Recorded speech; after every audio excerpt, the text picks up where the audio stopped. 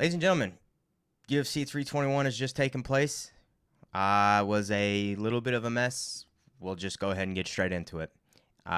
Couple fun, exciting outcomes on the card, and then a little bit of controversy sprinkled pretty much throughout the card. First up on the night, though, we had Inoue Mizuki, who won a decision over Jacqueline Amorim.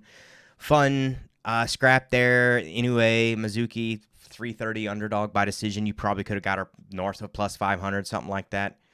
Azat Maksum missed weight and then lost a decision to Mitch Raposo. Again, another like 3-1 underdog that you probably could have taken by decision and got some good money on. We also had one of the most blatant fence grabs I've ever seen in a fight to get up from bottom. He was getting swept over in position, reached up off the fence and tried to pull himself up and over to change position.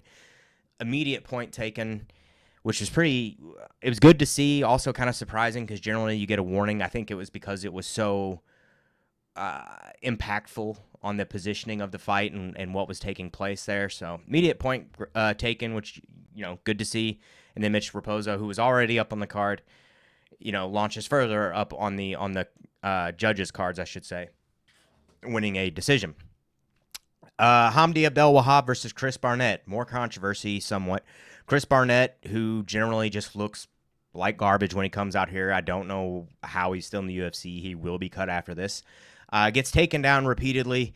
Looks like he torques his knee a couple times as well. Hamdi getting some good trips, some body locks and stuff like that, and proceeds to take like a back body lock type of control position, controlling the wrist and throwing some shots to the old back of the dome piece. Lands a big elbow to square in the back of the head to Chris Barnett, who, shells up and they stop the fight and split it up. And Chris Barnett is up and grimacing and stuff like that. Rightfully so. It was a pretty nasty shot. Hamdi actually was arguing with the ref multiple times as well, which interesting to see. He was pretty adamant that those were not back of the head shots when it was pretty apparent that they were. But then they restart the fight. A little surprising. I kind of thought Barnett was not necessarily looking for a way out, but I thought he was going to take that as a way out considering he was already kind of getting ragdolled. But then they restart the fight and continue on. Barnett again torques his knee, getting taken down later, grimacing in pain. And Hamdi more or less just wrestle humps him into oblivion. So, whatever. Snooze fest. Nathaniel Wood against Jose Miguel Delgado. Really, really fun scrap. These dudes were beating the hell out of each other. Both of them dropped each other at least once. I think maybe a couple times. Fun scrap, though. Nathaniel Wood plus 124 dog gets it done by decision. Next, another heavyweight bout. Walter Walker versus Louis Sutherland. Awesome fight. This is one we were talking about in the breakdown that we thought Walter Walker may pull off a fourth heel hook given Louis Sutherland's grappling ability and stuff, and wouldn't you know what he did. I would have loved to have seen the odds on that. By submission, he was probably like a minus 150 or something. Heel hook specifically, you probably could have gotten even money or maybe even plus money on it. So Walter Walker sets the record now for probably the most heel hooks by a fighter, and it has to be the most heel hooks in a row by a fighter because that's just absurd. So congratulations to Johnny Walker's brother, Walter Walker. An exciting fighter. Definitely going to be keeping an eye on him going forward. Next up, lightweight bout, Ludovic Klein versus Mateusz Rebecki. This is one that we said would be a fun scrap. We were pretty sure Ludovic Klein would win this one, but I was a little uncertain on it, so I said just kind of sit back, leave it alone, enjoy it. And it was a fun scrap. These dudes beat the ever-loving piss out of each other. Bit of a bloodbath, too. Rebecki in the last round got like a crucifix position on Klein, was just pouring blood down on him, but then also working some dominant ground and pound work, which was excellent to see. Fun scrap. Next, Ikram Aliskerov took on Jun Young Park. Pretty dominant showing from Aliskerov. Jun Young Park had a couple moments where he looked okay, but by and large, Aliskerov was able to out-wrestle him, and I think largely outstruck him as well. Yeah, 126 to 91, so about 35 more strikes there. 5 takedowns to none. Show that he's far more technically sound, I would say, than Jun Young Park, and then has the athleticism on top of it. Finally, the premier fight, as I kept calling it, it's the featured prelim. Nasrat Hakparas versus Quillan Salkild, however you say it. Absolutely just brutal knockout. One of the most brutal knockouts I've probably seen in I would say, 2025. High kick, glimpsed off the... I didn't really glance off, but it wasn't like 100% just juicy contact either. Like, it hit pretty solid, but it could have definitely landed more flush. But that was, I guess, was the power behind it. And the fact that it was kind of behind the ear, like back up, top backward corner of the head there. Absolutely shut Nasrat out. He was, I mean, just done, flatlined, laying there. Like his legs started twitching on the like the cam when it would pan back to him. At one point, the ref was he was stiff as a board, laying face down, and then at one point his leg was like, so kind of brutal to see pretty early in the fight. Everybody looked concerned at one point. DC and Bruce Buffer were both standing there, kind of like, Jesus. Brutal. So we'll keep an eye on South Hill going on. Lightweight, as always, continues to remain one of the most fun, if not the most fun division. First fight of the main card, the first fight that we spent a lot of time breaking down on our weekly fight card breakdowns, whatever you want to call them. Alexander Rakic versus Azamat Murzakanov.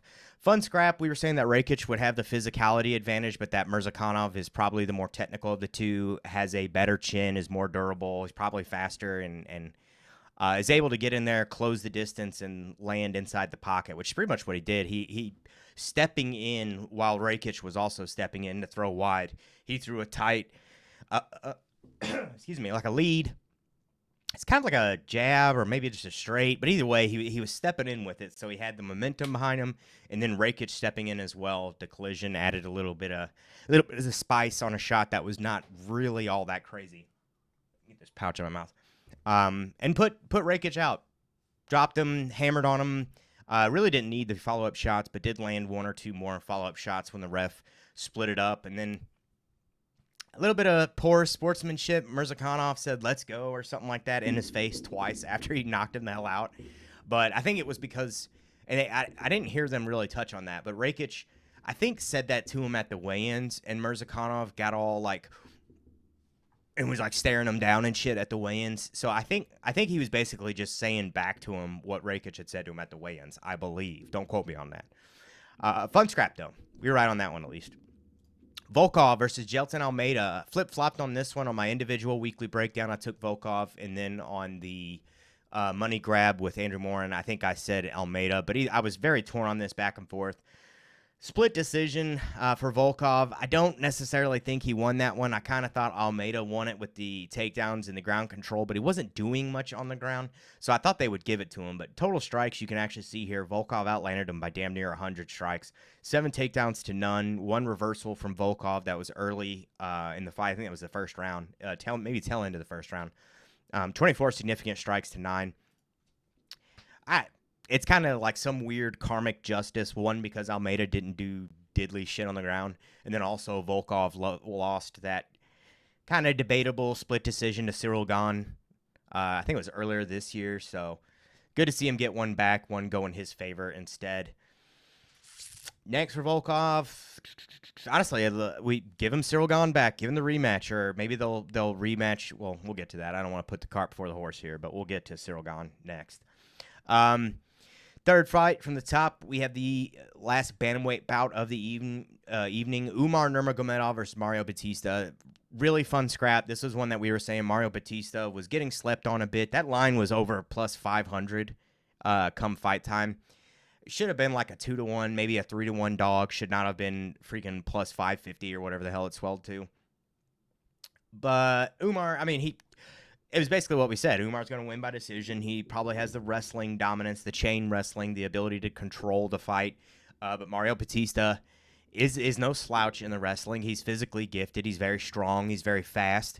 Landed a couple good shots on Nurmagomedov. Hurt him at one point with a knee. I think he was landing some good shots upstairs too. But another thing that we touched on was that Nurmagomedov has far more tools in his arsenal. He has a pretty wide array of attacks that he throws. You're seeing like spin kicks and shit upstairs and just a lot of high level striking shit to go with his trained wrestling, whereas Mario Batista is a lot of like meat and potatoes, kind of basic 1-2 striking, just with a lot of pop on it, a lot of physicality. So bummer for Mario Batista, but that was pretty well what we expected. Close scrap. Umar gets it done by decision. I don't really, aside from Marab, I don't know too many people who are gonna be able to beat Umar. Next for him, I don't know. Give him the loser of Petr Yan in the Marab rematch, I guess. Whoops, getting ahead of myself. Next up, co-main event of the evening, women's strawweight title bout on the line. Viana Jandiroba versus Mackenzie Dern. I was real torn on this one. I ended up picking Vina Jandiroba, but pretty competitive fight. Two high-level jiu-jitsu fighters, two black belts. Vina had significantly more takedowns. She had 9 takedowns and only was down by 40 strikes. So that's a little surprising. I guess she wasn't doing a ton of damage on the ground, whereas Mackenzie was trying to land some shots down there and stuff. But honestly, going into the decision, I thought Vina maybe should have won that. 106 significant strikes to 118. You would think the 9 takedowns would maybe bridge that gap, but I guess not. Mackenzie really never had any threats on the ground, no submission threats or anything like that. Vina was able to stay safe, like we talked about. Given how Amanda Hebos is able to stay safe against Dern, I thought Vina would be able to hold her own. So Dern is now officially strawweight champion of the world. I thought this day would have never have come. I was dead wrong on that. I don't know. I mean, it's not like she really honestly earned a title shot or anything like that. I'm not trying to take away from her. She won the fight, but Wiley vacated the title. She's 2-2 in her last 4. She's 4-4 in her last 8. Vina was on a 5-fight win streak. I guess good for her. She capitalized on the moment. Got kind of gifted a decision. Whatever. She won. Good for her. And then next up, the fight I was looking forward to far and away the most on the card. Fight I've been looking forward to for quite a while. A fighter that I've liked for quite a while.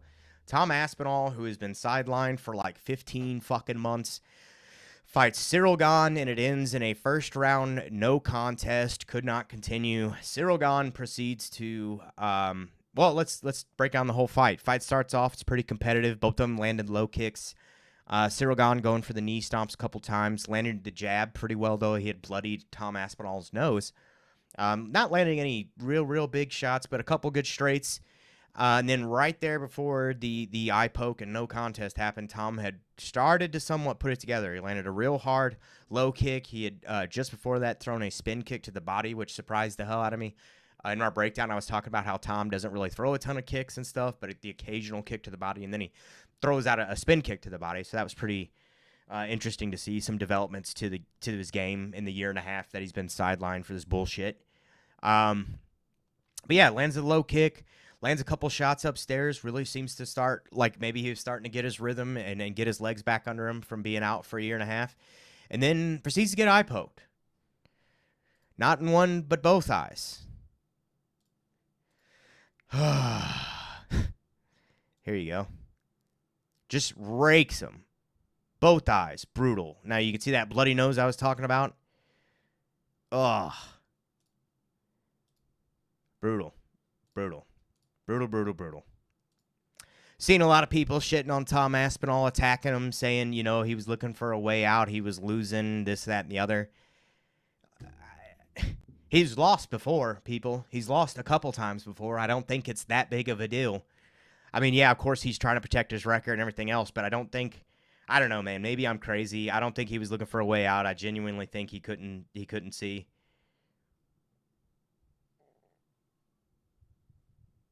Look how deep he is.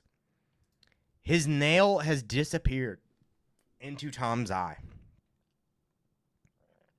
Look at that. Let me zoom in here. Can we zoom in more? No, I can't. Damn. I mean, just disgusting, people. Look at this. His finger's gone. It's in his eye. Gane's finger's gone. What are we doing? Ciryl Gane's game plan to beat Tom Aspinall. Brutal. We tweeted about this. Got a decent amount of traction, probably the most I've ever gotten. We said, absolute disaster for the main event of UFC 321. Gane pokes Aspinall in the eye and Tom is unable to continue. No contest. Worst outcome possible after being sidelined for more than a year. Can't imagine the disappointment for all parties involved. Wowzers. Tom Aspinall. I mean, what are we doing? Pretty disappointing outcome. John Jones, of course, is going to have some bullshit to say about this. I have no doubt about it. I can't imagine Dana White. The tomato's probably losing his mind. He's erupting in the back right now. Levels of red we've never seen. Just explosions. He's screaming. He's throwing shit. He's probably slapping the piss out of his wife as we speak. Ugh. Brutal. I hate that the crowd was booing Tom also. He was clearly pretty upset about it. I wonder I can't imagine what they're gonna do going forward. Maybe they'll reschedule this. Everybody's gonna be talking shit come. I mean, honestly, later tonight, but come Monday, I can't wait to see what everybody has to say about it. John Jones, I'm sure, is gonna have plenty to say. Aspinall basically has experience against somebody with John Jones's fighting style, at least with the old eye pokes. Feel torn for the guy. Feel gutted for him. Really was looking forward to this fight. I guess it is what it is, folks. Let me know your thoughts in the comments. Let us know what you think about the fight, how you think it was going, what do you think would have happened, what do you think of the outcome, what they're going to do going forward. Those like, comment, follow, subscribe, do all the other bullshit. What a disaster. We'll see ya.